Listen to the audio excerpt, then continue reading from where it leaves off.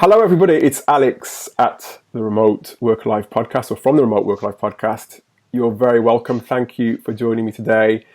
And yet another special guest with me today. I've got Laurel with me today, and I've been following Laurel for a little while now. She's one of the very first people that I started to follow when I was considering remote work myself some 10 years ago, and I just really feel privileged to have the opportunity to have Laurel on the podcast today, because when it comes to knowledge and insight on remote work, there are people who are experts, and then there are thought leaders, and Laurel is really up there in terms of her thought leadership.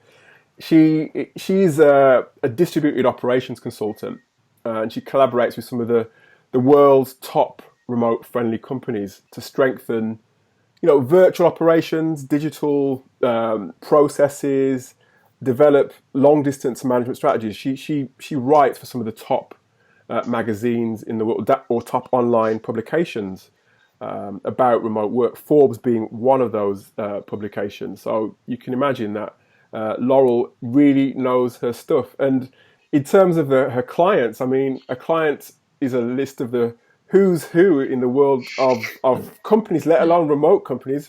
New York Times, Logitech, Upwork, Fast Company, Microsoft, Gallup. You know all of those names. So Laurel, thank you so much for taking the time to join me today. My pleasure. My goodness, I'm going to blush with an introduction like that. I appreciate it. Well, I've got to tell it as it is. And we only have the very, very best on the Remote Work Life podcast. And you certainly are one of those. So thanks so much for taking the time to join me, because I know you're so busy. You're appearing on podcasts here, there, and everywhere. So how is that all going? I'm sure you're pretty busy at the moment.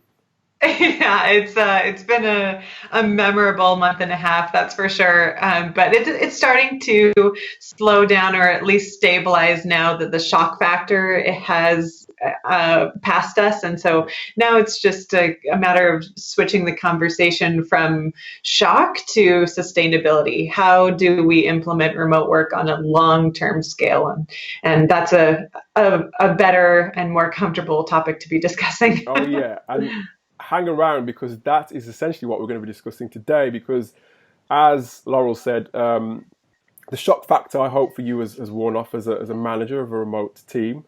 Whether that's because you've been forced into remote work, or because you're all of a sudden having to really just sort of, I suppose, amp things up a bit, or at least get things streamlined and steady. So we're going to be speaking really to you, managers of remote teams, today, to really help you to, I guess, take things to the next level now that you've started to get your feet under the table in terms of remote work, and you're trying to make it work for you, for your team.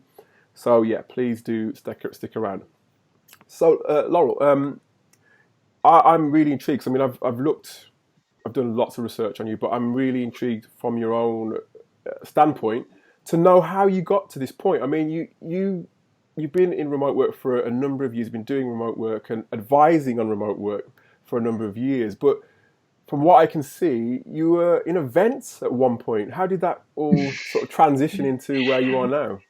Yes, I'm the black sheep of the remote work world, that I do not come from tech. And that's actually part of my origin story, I guess, if you will, because I was in services. I was in the events industry for the first decade of my career. And so I was running fully distributed teams in that industry, and didn't get connected with the terminology and the community of remote work until just a few years ago. And when I did get connected with them, it was just this huge epiphany and revelation and relief, because they had so much structure and terminology around things that I had been doing for so long. And so it was this great moment of knowledge sharing, because I said, oh, I'm so excited to learn from all of you guys, these, other distributed companies and virtual leaders. I said, oh, I'm so excited. I've only been doing this for 10 years. And they said, 10 years? We were in middle school. And I said, oh, yeah, I know you were. So that's when we had this back and forth, right? That I said, this is a best practice that I found in the different companies that I've worked with. And they said, oh, yeah, we have a word for that. It's a stand up, right? Or, oh, we have a word for that. Like it's distributed or, things like that. And I was like, oh, well, you guys really have a lot of information to share. It could do with a bit more polishing based on longevity, but you really should get this out of the tech world. You really need to share this with other industries and larger companies. And so that's what put me into the position that I'm in. I'm like, yeah, let's talk to healthcare and see what they're doing. Let's talk to engineering and see what they're doing. And so it wasn't necessarily that I was the best or the brightest expert that put me into a thought leader position. It was that I was willing to expand out of the silos that previously existed. And I think, those silos, I suppose that's characteristics of many of the people within the remote world, not just yourself, but it's about, I think lots of people think about remote work and remote workers as being quite closed off and quite retreating into their bedroom or wherever it may be, but it requires so much more. It requires a lot of communication. It requires a lot of getting out there and seeing what people are doing in a deliberate way, doesn't it? And it looks like that's what you've really been doing. I love that. I've never thought about that as a symbolic macro representation of what we really epitomize as remote workers. But yes, you're absolutely right that you need to be much more transparent, much more proactive, much more consistent and open in your communication style. That doesn't necessarily mean that you need to be, extroverted or aggressive or any of those negative words, but just more open. And I've never thought of myself as an exemplification of that, but I guess I am. That's a fun thing to think about. Definitely. Not to mention you're appearing on another 2 podcasts today, I think. So that does require in itself a lot of networking, a lot of speaking. So just keep doing what you're doing. I love it. I really do love what you're doing.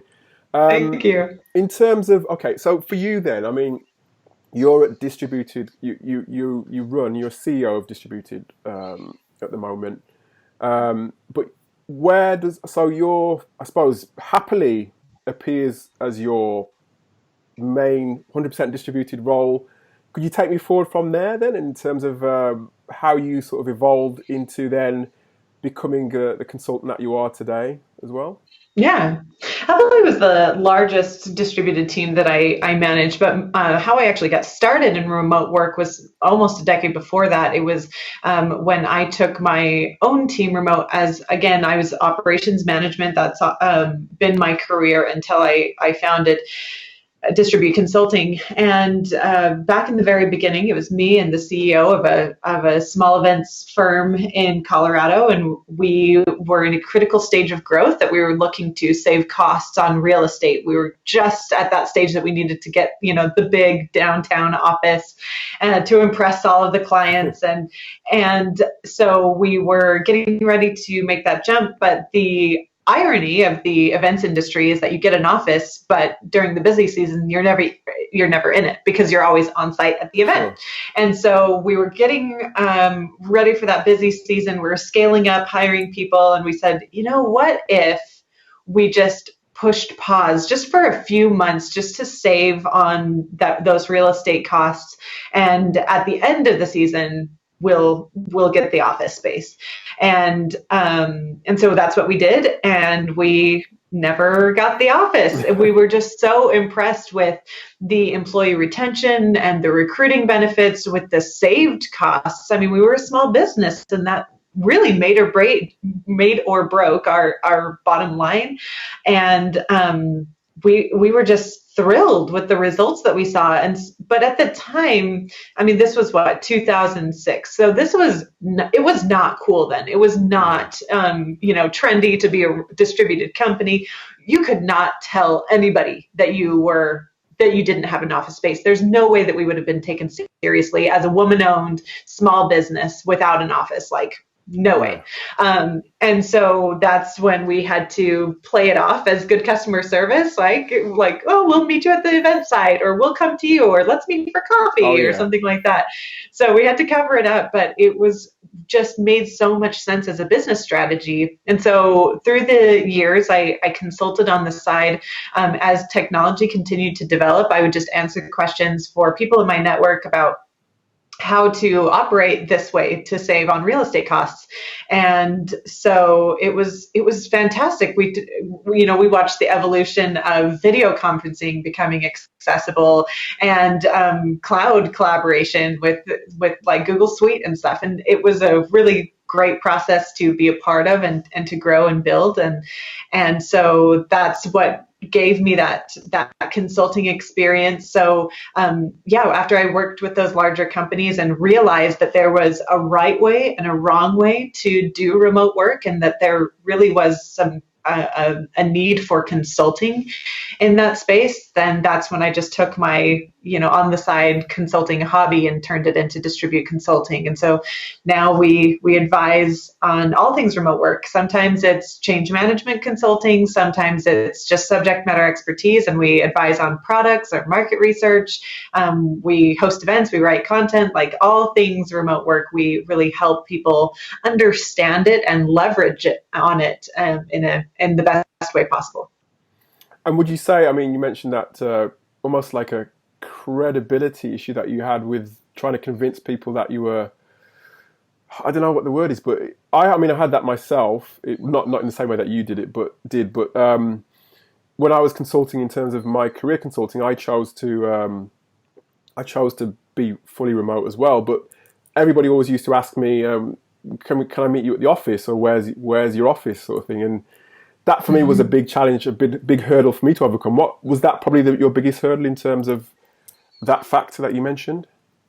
Oh yeah, I mean, we still see this now, right? I mean, this is why remote work is such a big topic right now during the coronavirus contingency plans, is because people think, well, is this sustainable? Like, would we lose any credibility? Would I lose any credibility if I weren't in the office connecting with my boss every day? Like, this is still a big concern for everybody, and justifiably so. I mean, this is a big transition, and it's part of an entirely new industrial revolution. Mm-hmm. And so there's a lot of uncertainty, and it's a big risk to take in your career. So that's exactly why we exist as consultants, is to make sure that people understand that this is a sustainable strategy, and how they can position themselves as a business, or as a worker, or as a manager, to be more visible and more confident in their career development, and just making sure that people understand that this is really a benefit and a reward on so many levels. And I think that's exactly what makes Distribute Consulting unique, is that there are so many people out there that evangelize remote work, that they say, oh, this is so great, everybody should do this. Anybody that's not doing this is ridiculous. And that's ridiculous, and that's completely unrealistic. Yeah. And so we pride ourselves in being that credible and realistic thought leader that says, we understand that this is complicated, and we're going to walk you through this process. We understand that there's unsexy issues to talk about, like compliance and payroll and international tourism laws. Mm-hmm. Like, we understand that. And so we talk about the more serious side of remote work. And again, you're also founder of the Remote Work Association. Does that association not always, but also sort of underline that point in terms of getting our credibility out there, getting our, having a credible voice for people within remote work? Is that what that's all about? Absolutely. This is all about building community. And when I started the Remote Work Association, it was never intended to be a large community like it is now. It was just meant to be a place where remote work advocates could really connect about the topic of remote work at a higher level. Because again, that's what I had been missing because I was siloed in a different industry than tech. And so I didn't even know the term remote work until I was a remote work thought leader. The first time I heard the word agile was when I spoke at an international agile conference. Like it just so much was siloed. And so I wanted to help that and say, let's all unify, not just from the tech industry, but from all of these different industries, different countries, different levels of roles. Like whoever you are, if you're a freelancer or a C-level executive, if you're a remote work advocate and you want to talk about this at a deeper, meaty level, let's meet here in the Remote Work Association. And it just started as a very small, informal invitation that I sent to about 30 friends that I had spoken at conferences with. And then now it's several hundred members strong with members all over the world and companies that are some of the most reputable and impressive brands in the world. So it's an honor to be a member of that community, let alone the founder of it. Tell us the URL for that. I want to share that out as well. I'll put it in the show notes too, obviously, because I think that's really important. Because, I mean, it feels like remote work is a movement, but it really, I mean, it shouldn't necessarily, I don't think it necessarily should be a movement in a sense, but it's good that there is some sort of movement, if you see what I mean. So what's the URL? Where can we find that? Yeah, that's the remoteworkassociation.com. Mm-hmm. And it's where thought leaders connect and can really ask each other questions and share their expertise with newcomers. And so we have a great campaign that's really taken hold during the coronavirus contingency plan wave of Keep the World Working. And so it's all about economic impact and business continuity during this time of transition. And it's where a lot of our members are offering free consultations to new leaders that have a lot of questions about remote work, but maybe don't necessarily need or can't afford full level consulting. Right. That's what they're providing through that association. And yeah, it's people that are actually credible experts as opposed to, let's say, marketing capitalists that are taking advantage of good SEO and a strong news cycle. That's something that we really saw a lot of during March 2020, right? A lot of businesses, a lot of companies that said, oh, we're work from home experts. And we said, oh, okay, really? You have experience with this. Yeah, exactly. Because I remember 2 months ago asking you if you worked remotely and you said no. So yeah, it was a tricky time to navigate, but and it still is. So we want to make sure that people have access to true authorities and not just enthusiasts and not just experienced workers, but true, comprehensive, diverse thought leaders and experts that can help them through this transition. Make sure, guys, you check out the show notes. The link to the association will be in there, and have a look. And yeah, it was really disappointing in some ways to see you call them. What did you call them? Marketing. You was very polite in what you said. You called them marketing capitalists. I like that. Yeah, it was opportunistic people who are just jumping on the bandwagon of, oh, we can do this for your tech. We can do this for your team. We're remote this, remote that. It was, yeah. I know exactly what you mean. But it's been tricky. I'm happy for the support of remote work. As advocates, this has been something that we've been working for a long time. So I'm happy to see that people are supporting and understanding remote work on a larger scale. However, as you mentioned, I'm a Forbes writer, and so there's a lot of press releases that come through my inbox and from people that are hoping that I'll cover it through Forbes, and I've started sharing them with my team at Distribute just so we can get a laugh together, because some of the capitalism that we've seen, the opportunistic marketing that we've seen is just absolutely hilarious. I've seen like a smoothie shop that was trying to capitalize on this. That I've seen like stuffed animals. I've seen just like false eyelashes. Really? How? I know. I'm like, wow, okay, that's my market, and my competition has changed a little bit in the past month. just a bit. Yeah. And it just, I mean, that's in a way why I started remote work life, was just to really, well, actually not this wave of sort of opportunists, but even before this whole wave, this whole thing is now, I suppose, intensified because of what we're going through. But just wanted to be able to have some place where people can come and really see people like yourself who know what they're talking about, and they can be sure that they're listening to somebody who's an expert. Because it becomes information overload, doesn't it? If everybody's saying, Yeah. "Oh, I can do this for you. I can do that for you. I've done this in terms of the remote world." So, yeah, it doesn't make it easier. And it can be very dangerous as well. Absolutely. If you're listening to people that have no idea what they're talking about, you can put your company in a lot of danger. That's the problem with change management towards remote work in general, is that typically it's a very careful, meticulous, well-planned, strategic process that takes at least 3 to 6 weeks minimum, if not 3 to 6 months. And now we saw the entire world do this overnight, and then they think, oh, well, now I'm a distributed company. Click, I'm done. Check. That was easy. And that's not the case at all. It is not just a matter of sending your workforce home with a laptop.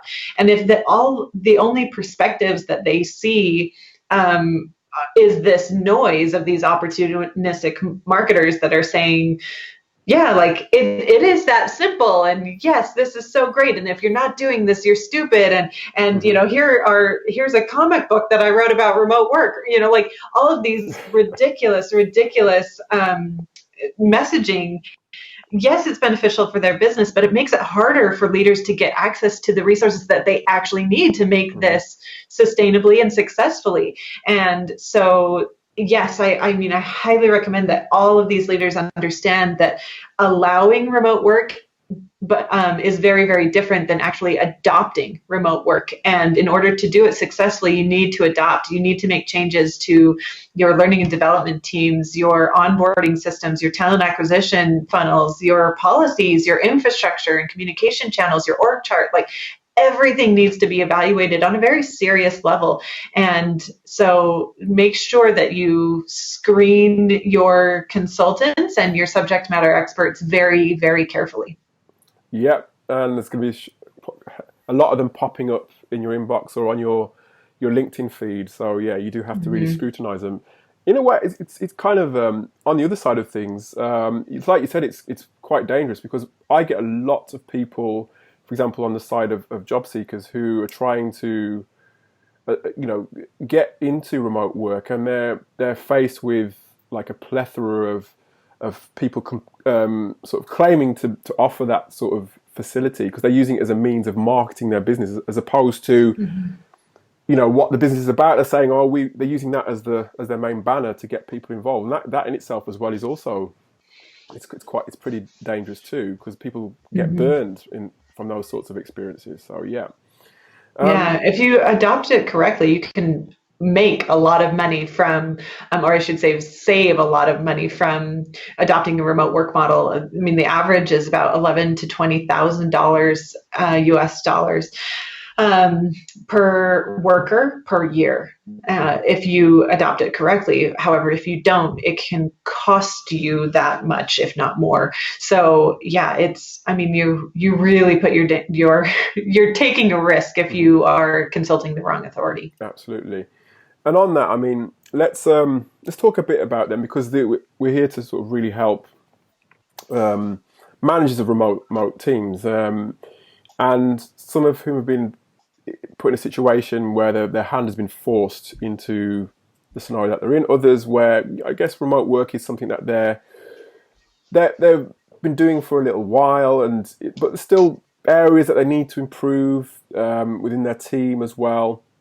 I mean, what steps, Laurel, can managers take to really help their team to become better remote workers? Well, obviously, long term, I would suggest working with a consultant to really review and optimize your remote work model. But in the short term, that's we all just need a Band-Aid right now, right? So as a benchmark for an emergency contingency plan, I recommend that every single leader do a minimum of three things. The first thing is to streamline your communication channels. The first week or two of just coronavirus media boom, everybody was talking about tools. What tools do I need? What software do I need? Like that was the only conversation happening. And it's really, really critical to remember that as managers, we can use tools to do our job better and to be more efficient with our results, but we cannot depend on the tool to do the job for us. So it's still important to unify your team, to motivate your team, to inspire results and innovation. All of those factors you cannot have a tool do for you. And so don't get tempted to add so many tools to your software stack that it becomes cluttered and disorganized and people are in 18 different places all at the same time. Really streamline your software stack as much as possible and just build a toolkit of maybe one or two or three tools and keep your people in those three places maximum. That way you're essentially, exactly, you're just that. It gives you the sense of being in the same place at the same time, and people have much, much more accessibility to information and to each other. And that by itself helps prevent isolation. So that's the first one, is to simplify your communication channels. The second one is to upskill. So get some specific training for your workforce that is about remote work specifically. The caveat and the cruel irony of remote work is that you don't know what you don't know. So you go home and you're sitting here with your laptop and you think, well, I think we're doing okay. I mean, it seems like we're doing okay. Are we doing okay? I don't know. And you just have no benchmark. You have no way of measuring. And so that's another reason why it's critical to get connected with a consultant or an expert that is from your industry that can say, this is where you need to be as a benchmark, and let me give you that training to fill the gap between where you are now and where you need to be. And so that's workforce training on skills like self-management. That's leadership training on how to manage and supervise productivity without sensory supervision. Like there's all of these components that you need to be thinking about. So second is training. And then third is policy. So as a consultant, the number one reason that people have policy retractions or concerns with their remote work models is misaligned expectations. Everybody has a slightly different interpretation of what remote work is going to look like in their life. And often those don't match up with a manager's perspective and a worker's perspective. And so there's problems like, oh, I can't get a hold of them when I need to, or you said you were going to deliver that, but I needed it last week. And like, there's all of these just small frustrations that add up and accumulate to big problems and big frustration. And so developing a remote work policy and just having a discussion as a team about what is going to be expected of us to make this work is absolutely essential, not only as a legal document, but as a team agreement as well. And on the Distribute Consulting website, we have a free policy download for everybody, because we do feel like this is so essential for everybody to know about and to have. Yeah, and I think we should link to that as well in the show notes, because you take me back to a time when I was in a team that allowed me to work remotely, but not everybody on the team was really on board with remote working, and it caused all kinds of confusion and conflict and frustration, and there's no policy around remote work for everybody just to sort of gravitate towards and understand that this is how we've implemented remote work within our team. So I think that's really important. So I'm going to ask for the link to that, so I can put that in the show notes a bit later. Yeah, definitely. On.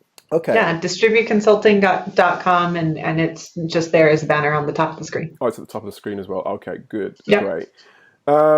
Okay, so those are great steps there. Thank you, Laurel.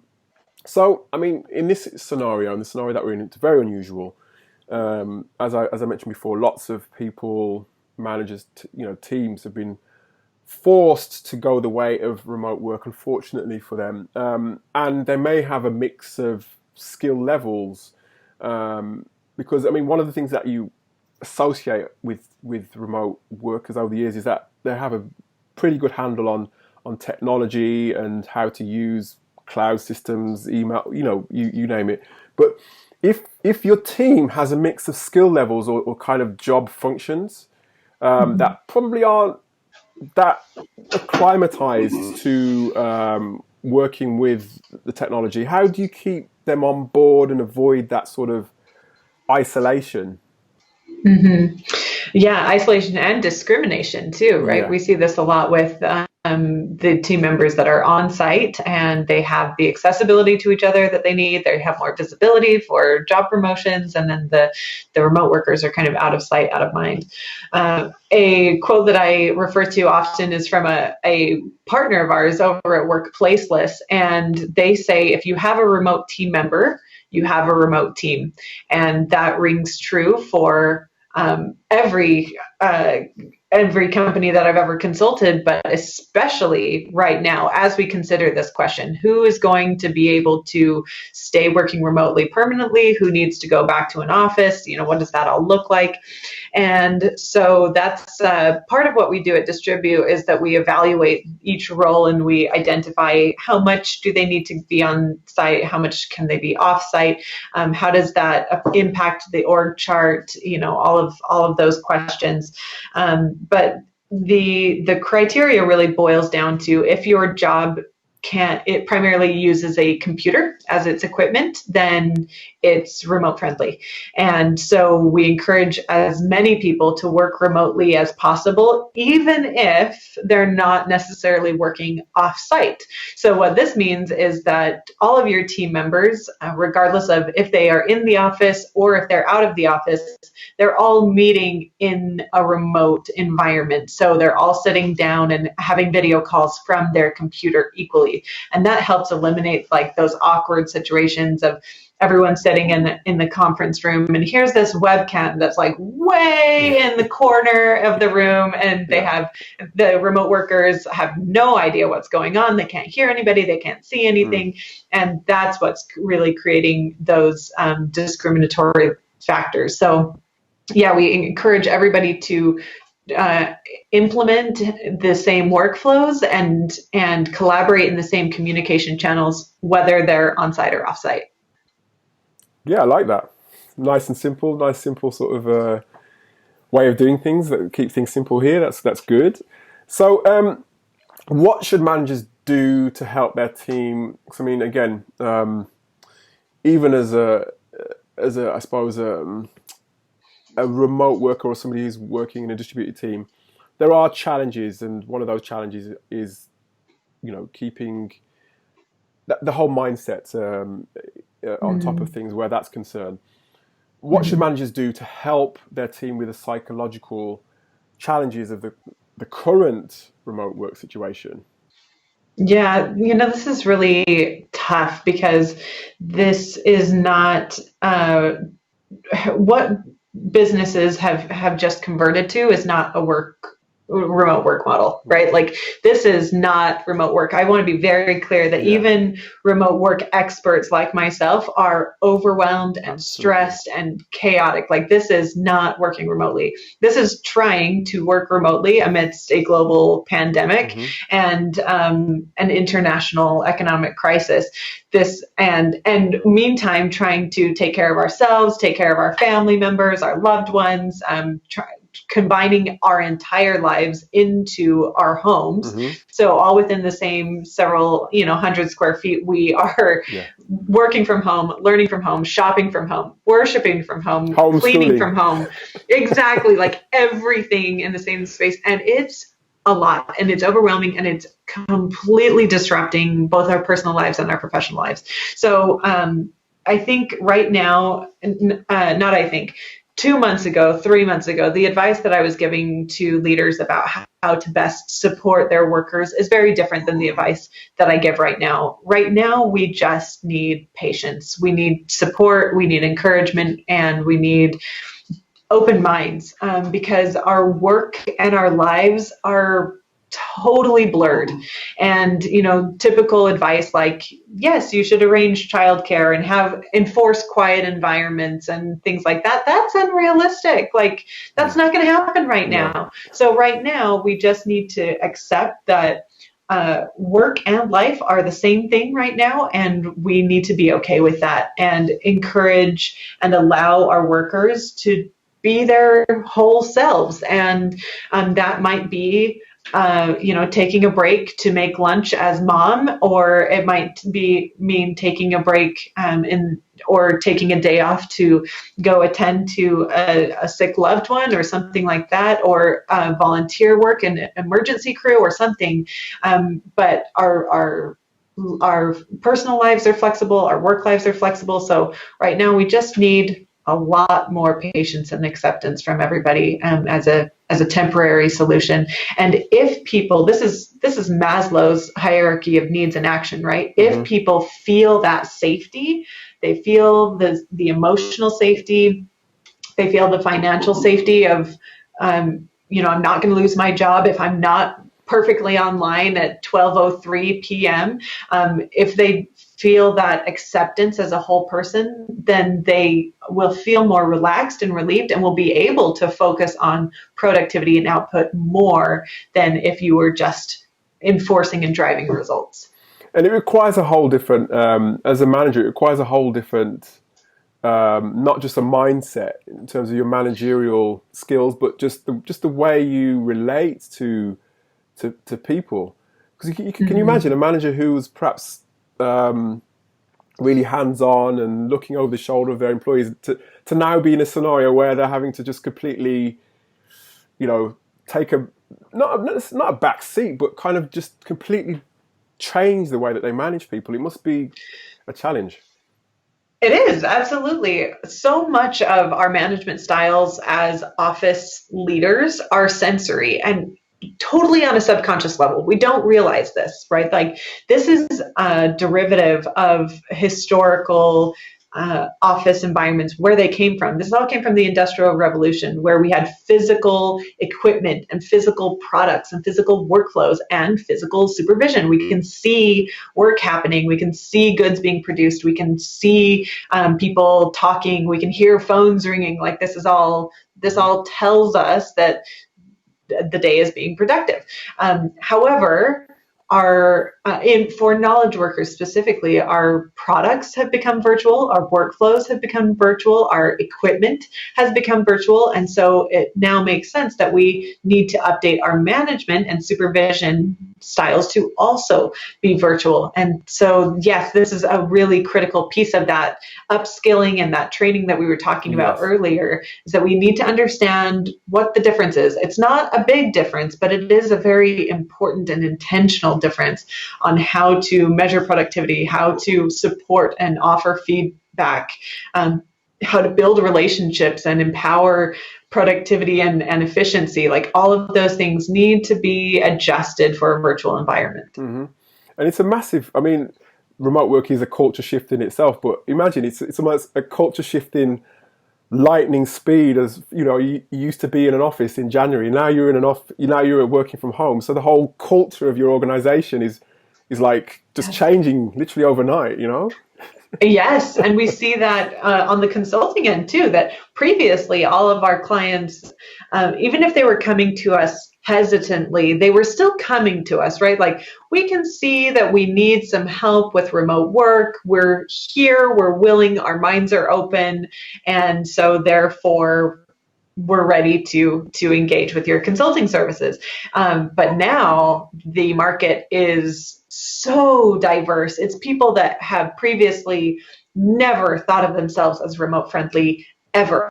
And now they all of a sudden have to figure it out. Or people that were very, very against remote work for whatever reason. Now we have to help them through that mindset shift, and as well as people that said, well, this is great. I always wanted this, and I've always thought that this was a viable option, and now here we are. So it is, our market has polarized and expanded so much. And so, yeah, there's a lot of people that have a lot of questions and need assistance on levels that we previously have never seen before. I mean, we're working with companies that have never even had a video call. I've been asked for people to fax information to them in the past few weeks. Like, really? Oh, I don't have that capability.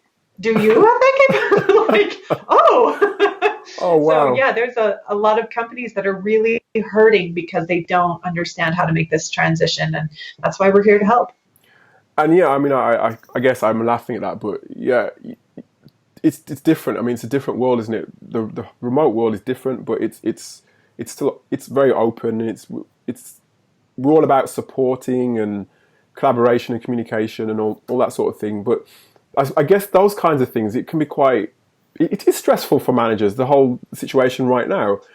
I mean, but if you're a manager and you're under these kind of stresses, how can you also, make sure that your team, the people around you are happy as well? How do you do that without sort of bombarding them with emails or bombarding them with video conferencing calls, all that sort of stuff? Yeah, so because of that transition from that physical supervising methodology into virtual management, it is the default and a very subconscious default for most managers to turn into micromanagers in a virtual environment. Like, I need to know what you're working on. Like, are you working? This is by far the number one concern of all managers is, how do I know that my people are working? So there's, again, the training helps with this, because I know that this sounds like a big difference just when I say it. But if we can transition our methodologies to be based more on trust than on sensory supervision, and then that gives us the permission and the flexibility to start measuring results and output instead of activity. So we're measuring accomplishment instead of activity. And that really is what gives us that flexibility to take our hands off during the production workflows. So a very oversimplified and basic example that I give is, if I hire a company to wash my car, I don't need to watch them do it to know if they did a good job. I don't need to know if they washed it in the garage or in the parking lot, or what type of soap they used, or did they do the back seat before the front seat, or did they do it in the morning or the afternoon? Like, I don't need to know that. I just need to empower them and trust them to do what they do best, to do the job that I hired them to do. And then at 5 o'clock, when I pick it up, when they told me to pick it up, I'll be able to see if they did a good job.